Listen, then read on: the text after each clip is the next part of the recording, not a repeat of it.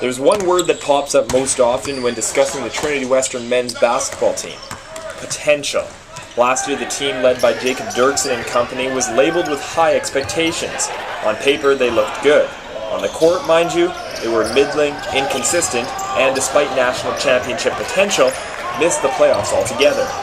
This year, once again, the potential for greatness is there, and likely even more so than last year. The Spartans are loaded with valuable veterans, including Dirksen, Tyrell Mara, Lance Verhoof, Calvin Westbrook, and Tonner Jackson.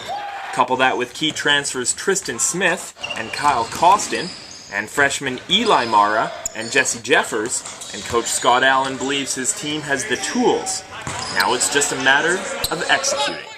We know we have a talented team, but that means nothing really. It's more what we can do with the talent that we do have, and day in, day out, we're only as good as our last game. We keep on telling the guys, and everybody else is.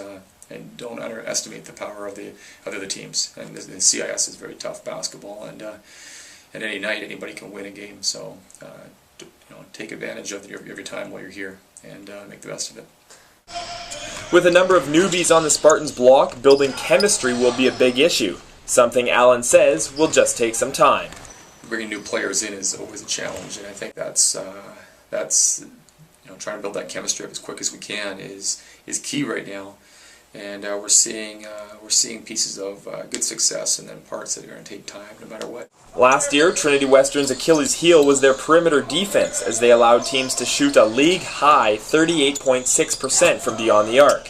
So with this in mind, new players like the 6'8" Costin and the 6'5" Eli Mara will be counted on to shut down the three ball. What we're hoping is that we're going to be able to lift up our perimeter defense. There's no doubt about that. We were very weak last year in getting them dribble penetration and three-point shots, so we've tried to bridge that gap this year of having a little bit taller perimeter with Eli also out there, and Jesse and Tristan with a little bit more speed. I think that helps us contain and not rely on help so much. And while stopping the long-range shots is largely the Spartans' defensive focus, up front, the offense will be fast and quick-hitting, and, as you would expect, it'll usually go through Dirksen. Well, Jacob's a multi-talented player. He can play the perimeter, he can also play the post, and like I said before, the key is that he commands a lot of attention and just opens up other people's shots.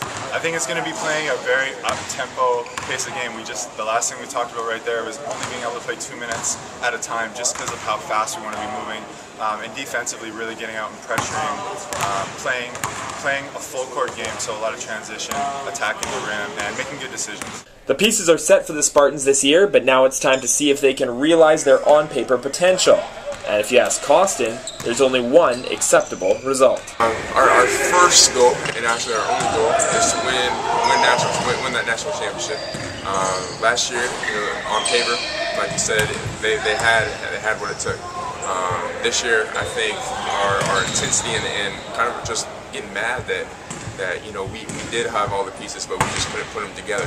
So we're really focusing now on focus and intensity and how we're going to put those pieces together for the ultimate goal. The Spartans open this season October 22nd and 23rd in Lethbridge before returning to Langley for their home opening weekend against UBC, last year's CIS silver medalists, on October 29th and 30th. For SpartansTV, I'm Mark Jansen.